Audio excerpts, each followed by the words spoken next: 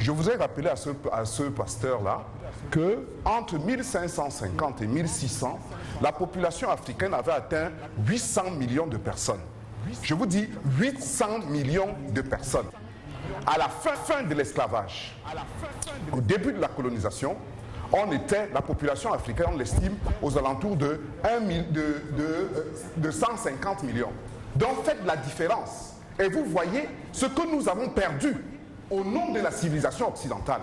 Regardez le nombre d'ancêtres de la population africaine que nous avons perdu. Et que quelqu'un vienne dire que la colonisation aurait apporté quelque chose. L'esclavage aussi aurait apporté, nous dira-t-il. Je voudrais lui rappeler que pour qu'il y ait une population de 800 millions de personnes, c'est là allons un peu en démographie et en économie. Pour que vous ayez 800 millions de personnes, cela veut dire que sur le plan scientifique, vous avez des hôpitaux. Parce que pour élever une population, pour qu'elle atteigne 800 millions de personnes, ça veut dire que sur le plan sanitaire, sur le plan de la médecine, sur le plan de la pharmacie, sur le plan universitaire, je me répète, vous avez un niveau de connaissance suffisamment élevé pour pouvoir entretenir une population. Pour avoir 800 millions de personnes, ça veut dire que d'un point de vue de l'architecture, d'un point de vue de l'industrie, d'un point de vue des institutions politiques et économiques, vous avez un niveau de performance qui n'était inégalé en Europe. Je vous signale, et ne l'oubliez jamais, l'Europe, quand elle sort de l'Europe pour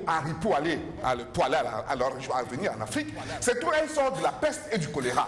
Des maladies qui montrent que sur le plan hygiénique, excusez-moi, sont particulièrement rebutantes. Ça veut dire que sur le plan de l'hygiène, ils étaient très peu avancés. Et quand on vous parle de Marco Polo qui partait en Chine, on vous dit qu'il partait chercher les épices.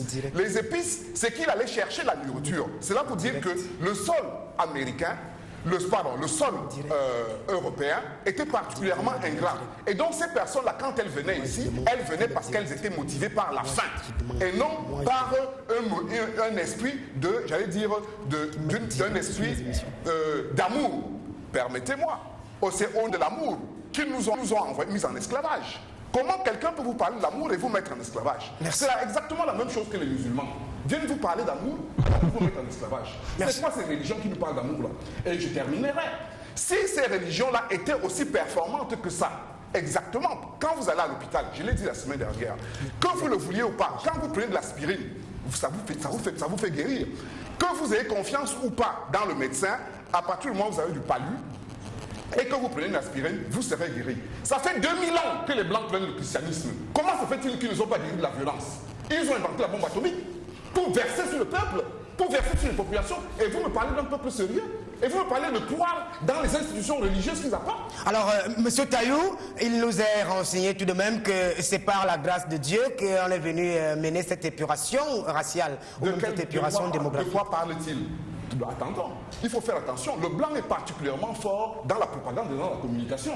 Ce n'est pas parce qu'ils répètent un mensonge à satiété qu'ils ont raison. Non, quand quelqu'un vient vous dire qu'il est venu en Afrique en mission, qui l'a envoyé au nom de qui? Qui est Jésus-Christ? Qui est Mohamed? Pour qu'on les envoie vers nous, est-ce qu'on a besoin d'eux? Il faut qu'on sorte un peu des aberrations mentales. Qui est Jésus, qui est Mohamed? Calmez-vous, M. Taillou. Nous allons évoluer. L'Afrique a le droit de connaître son histoire. C'est un devoir de mémoire. Pasteur Roland Merlin.